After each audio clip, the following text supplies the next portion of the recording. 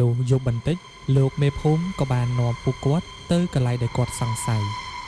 តំបន់នេះហើយលោកបងដែលខ្ញុំសង្ស័យព្រោះខ្ញុំតែងតែឃើញស្នាមឈាមនៅតំបន់នេះរហូតអាចនឹងវានៅក្នុងនោះក៏អាចថាបានដែរបានហើយពួកអាដែងដាក់សាកសពទាំងចុះទៅហើយពួកឯងទៅវិញចុះទុកកន្លែងនេះឲ្យយើងរួមជាមួយលោកបងទាំង4ជាអ្នកចាត់ការបានហើយពេលនោះពុកឌីក៏បាននិយាយអួតមកថាមែនហើយទៅវិញចុះកន្លែងនេះមានខ្ញុំនៅគឺដឹងតែចាត់ការបាន 100% ហើយកុំភ្លេចប្រាប់អ្នកភូមិឲ្យជួយអាំងមាន់អាំងទាចាំផងពេលទៅវិញគឺហូបតែម្ដងហើយចំណែកបរោះទាំងប៉ុន្មានអ្នកនឹងគឺគេជឿពុកឌីទៀតទាំងដែលមិនដឹងថាពុកឌីជាមនុស្សបែបណានោះឡើយរួចពួកគេក៏បានដើរចេញទៅ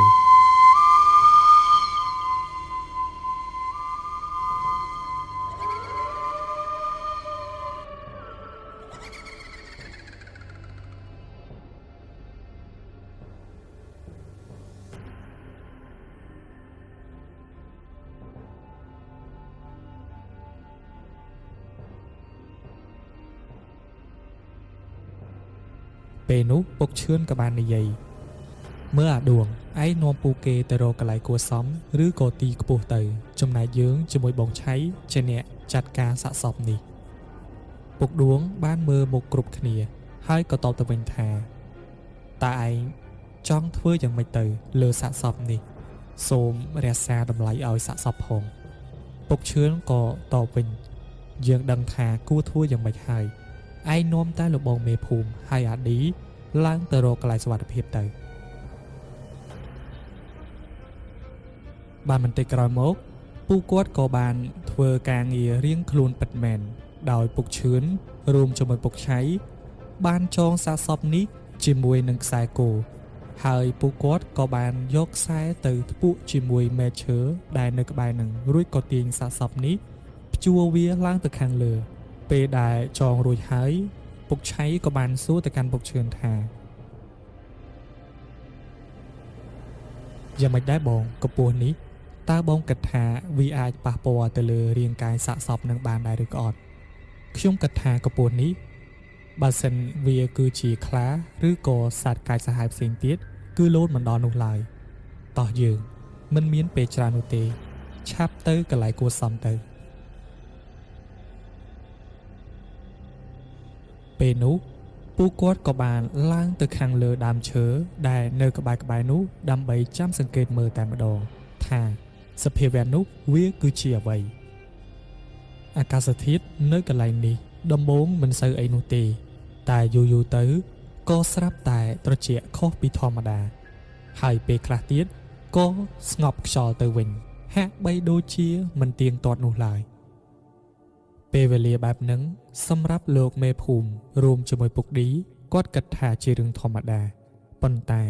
សម្រាប់លោកពុកទាំង3គាត់ដឹងច្បាស់ណាស់ថារបស់ដែលមកហ្នឹងគឺមិនធម្មតានោះឡើយ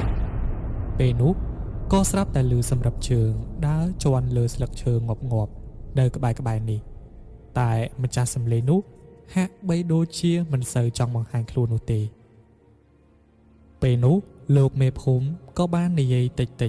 ទៅកាន់ពុកដួងថាធ្វើយ៉ាងម៉េចទៅបងបើវាមិនព្រមបង្ហាញខ្លួនបែបនេះខ្ញុំខ្លាចតែវាដឹងថាយើងនៅទីនេះទេពុកដួងក៏បានតបទៅវិញមិនអីនោះឡើយបន្តិចទៀតនៅពេលដែលព្រះច័ន្ទចាប់ផ្ដើមរះពេញវងទៅទោះបីជាវាដឹងថាយើងនៅទីនេះក៏វានឹងបង្ហាញខ្លួនដែរគឺវាចង់ស៊ីចំណី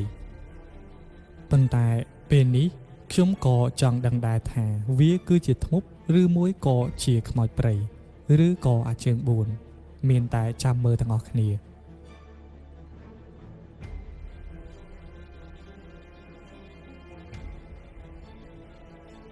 លោកពូគាត់ចាំរហូតដល់ព្រះខែពេញវងពូគាត់ម្នាក់ក៏បានបើកភ្នែកធំព្រោះមានបរិសចំណាស់ម្នាក់បានដើរមកកាន់ទីនេះសក់គាត់វែងពណ៌សប៉ុន្តែបើសម្លឹងមើលយូរទៅគាត់ហាក់បីដូចជាមានកម្លាំងមាំមួនណាស់គឺមិនដូចជាមនុស្សចាស់ផ្សេងទៀតនោះឡើយវ័យរបស់គាត់បើតាមពូគាត់សង្កេតគឺខ្ទង់70ឆ្នាំជាងអីនឹងឯងហើយលោកតាចំណាស់នោះ គឺហាក់ដូចជាមិនឃើញពួកគាត់នៅទីនេះនោះទេគេឃើញត្រឹមតែសាកសពដែលពុកឈឿននិងពុកឆៃចងព្យួរឡើងទៅខាងលើតែប៉ុណ្ណោះប៉ុន្តែមើលទៅកាន់គេហាក់បីដូចជានៅតែសង្ស័យថា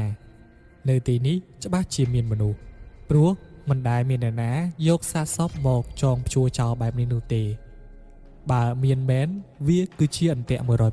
100% គេព្យាយាមទប់អារម្មណ៍ខ្លួនឯងមិនចង់ដើរមកខាងមុខទៀតនោះទេតែដោយអំណាចនៃសេចក្តីស្រែកឃ្លានគេក៏បង្ហាញរូបរាងពិត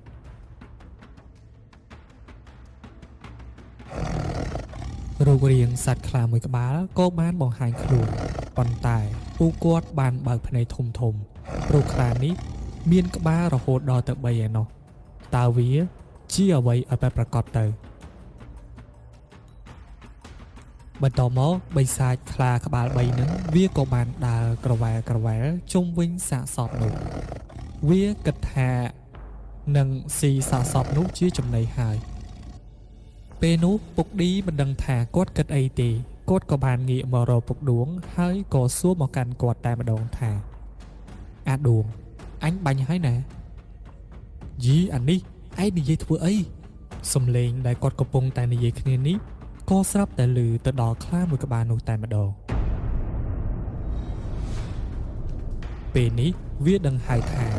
នៅទីនេះពិតជាមានមនុស្សពិតប្រាកដមែនចំណែកឯលោកពុកទាំង4រួមជាមួយនឹងលោកមេភូមិនៅពេលនេះ